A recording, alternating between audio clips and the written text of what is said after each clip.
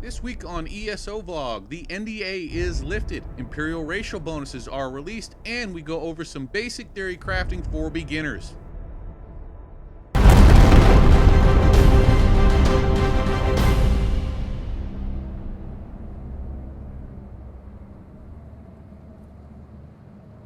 So, obviously the first thing in the news today was the long-awaited lifting of the NDA. I know many in the ESO community were a little concerned that this might spark another round of negativity. I think it's actually going to go the other way. Think of it this way. If you were one of the handful of media outlets that were given unlimited access during the beta testing, and you didn't enjoy your gameplay, you probably weren't going to progress very far. You were going to then just write a review on the first few levels and be done with it. And then we know that's exactly what happened. Meanwhile, the testers who did enjoy themselves, or ones who just wanted to be more thorough about what they do, they continued to progress into the meat of the game and got a much more accurate picture about what the ESO experience is going to be about. The problem was, Zenny then put a restriction on the information that could be released, saying that it could only be for the first 15 levels. This, of course, unwittingly put a spotlight on the more negative reviews. What's worse is it precluded the release of information about the meat of the game, particularly from those who might have positive feedback to offer. Fortunately, today's decision to lift the NDA in its entirety is now going to allow these more comprehensive reviews to be expressed, and thus give the ESO fan more relevant information from which they can make their decisions. So all in all, in my book, this is probably going to be a net positive and the first smart thing from a marketing standpoint ESO has done in a long time. One last note about reviews that may be of interest to those of our subscribers who frequent the Tamriel Foundry. On your screen, you are seeing a link to two different reviews. The link on the left is Isari's extensive gameplay write-up he posted on Tamriel Foundry. And the link on the right is to his Ask Me Anything article on Reddit. As Isari is both a game tester and ESO community enthusiast, I think you'll find both contain a wealth of information you may not otherwise know. Also, with the expiration of the NDA, the friendly folks who brought you WoW Head have brought you a new Elder Scrolls related site called ESO Head. Also, ESO Head has launched what I believe is the first official Elder Scrolls Online add-on. This add-on is designed to help feed their database and provide accurate information to visitors to their website. A link to both the website and the add-on download in the description of the video. So while we are here, why don't we take a look at some of the in-game news. The Imperial racials were finally released. Let's take a look. Unlocked at level 1 is Shield Affinity. Increases experience gain with the one-handed and shield line by 15%. Unlocked at level 5 is Tough, increasing the maximum health by 4%. Unlocked at level 10 is Conditioning, increases maximum stamina by 4%. And unlocked at level 25 is Red Diamond. Melee attacks have a 10% chance to restore 2 health. I don't know if any of those particular abilities are going to scale with level. As you may have noticed, racial ultimates appear to have been taken out of the game. As far as long-term balance goes, I actually think this was a good decision. Time for fun, as Blackheart the Insider used to say. We're going to take a look at what I find to be one of the more intriguing Dragonite builds, and that is the Flame Caster. Now, this caster DPS build has been on the internet for a long time, so I take absolutely no credit for it. If I know who was the first to propose it, or even the first place I remember seeing it, I would offer credit where credit is due, but that ship has sailed. Now, I know this is beta, so we're not going to go too hardcore into this. In fact, let's not get hung up on any numbers that we see, as they are likely to change. This is really about the core concepts for this build and how to go through this process if you find another build that interests you.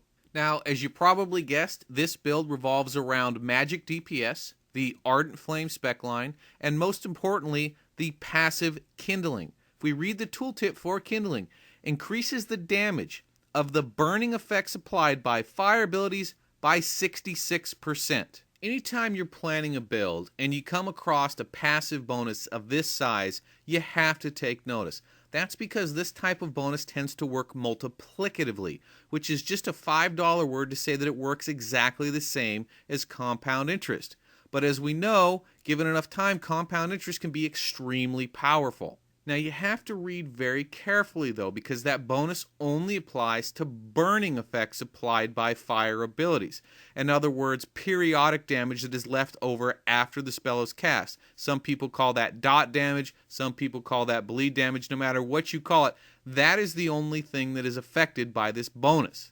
A good example of this is Searing Strike. It deals 14 fire damage and deals 56 fire damage over 8.5 seconds. It's that 56 fire damage that is going to be affected by the bonus. A quick review of Searing Strike and Fiery Breath shows that both have this type of back-end dot damage.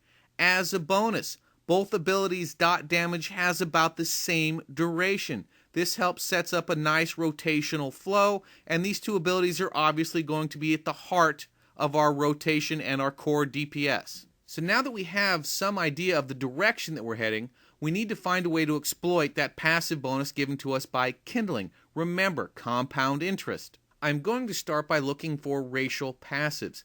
Now there are two races, the High Elves and the Dark Elves, which have racial abilities that can help our build. Going to start with the High Elf. The first High Elf passive of note is Spell Charge, which increases the rate at which we recover mana while in combat by 9%. Now this unfortunately does not compound upon the passive given to us from kindling. However, recovering magicka faster when you are a magicka-based DPS class while in combat is certainly going to be a DPS boost.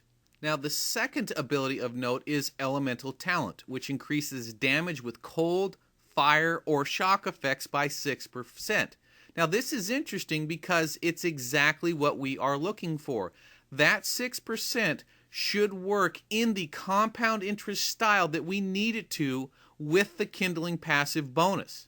So the High Elf is clearly very intriguing. Let's take a look and see what the Dark Elf has to offer. Like the High Elves, the Dunmer have two passives that directly complement our build. The first one is Dynamic, which increases maximum magicka and stamina by 6%. Now this brings up a whole other issue. In fact, it actually brings up two issues: soft caps and the Elder Scrolls hidden efficiency mechanic. We have to start with the hidden efficiency mechanic. Now that's just my name for this. If there's an official term for this or the ESO community has already given a more commonly used name for this, my bad, I didn't know it. But how it works in its most basic terms is this. Anytime you do something to increase the size of one of your attribute pools, like magicka or stamina, then every ability that uses that attribute becomes more efficient. So let's use the character we were building as an example. Now he, or actually she I guess, was going to be magicka-based fire damage. So every time this character spent an attribute point or got a piece of gear or used an enchantment that increased his overall magic pool, his spells would hit harder, his heals would cure more, he would recover his mana more quickly. Everything got better. That is a very basic overview of how it works, but like I said, this is beta, and for that serves our purposes.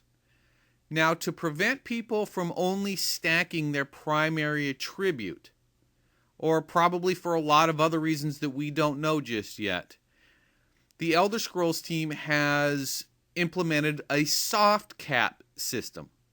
The soft cap system uses a process of diminishing returns. For instance, let's say last time when you spent an attribute point to increase your magicka, you got an additional 3% magicka regeneration rate. Well, now when you're spending an attribute point, you only get 2%.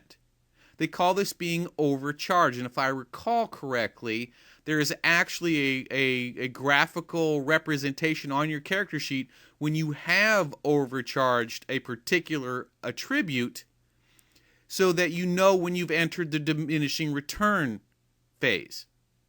As things stand right now, although quite a bit is known about these soft caps, not a whole lot is known about how necessarily to manipulate them, and I suspect we should have some pretty clear answers on that after the next beta, or very, very shortly after release. Okay, so as we go back to taking a look at our character build, we re-review dynamic. Increases maximum magicka by 6%.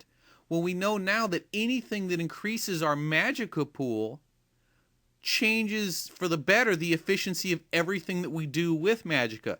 So it's not only going to increase our core damage output, but it's also going to increase our regeneration rate. And since our core damage output is increased, that is going to then feed the passive damage buff that we get from kindling. So really, this is an extremely powerful racial passive, probably the most powerful racial passive for this particular build. Moving on to the second racial for the Dark Elves is Flame Talent. Increases spell power with the fire effects, with fire effects by 4. Again, perfectly in line, complementing our build. Now, I honestly have no idea how spell power scales, but I'm thinking no matter how that works, with the overall strength of dynamic, the Dark Elf is going to be the better choice for this build. However, if you're locked into a faction or you're just really into the High Elf lore, that's certainly not a bad second option. As I said at the top, this is beta. There's a lot of unanswered variables, so I'm not going to go too hardcore into this. In fact, I'm going to wrap it up now. There's only one element left. We know our class. We know our race. We know we are going to be magicka-based fire damage. Because we are going to be magicka-based damage, we are going to spend a disproportional amount of our attribute points into increasing the size of our magicka pool, trying to avoid the soft cap and the diminishing returns. Stacking magicka means wearing light armor, and for our DPS bar, we are probably going to use a destruction staff with our fire-based Dragon Knight skills, and for our oh crap bar, we're going to use the restoration staff with some of the Dragon Knight controls and defensive. There's really only one other ability to cover, and that's what's on your screen now: weakness to elements. Now, as we go over the tooltip for weakness to element, it's pretty obvious why this is a core ability as well. Reduces the target's spell resistance to fire, shock, and cold by 40% for 18 seconds.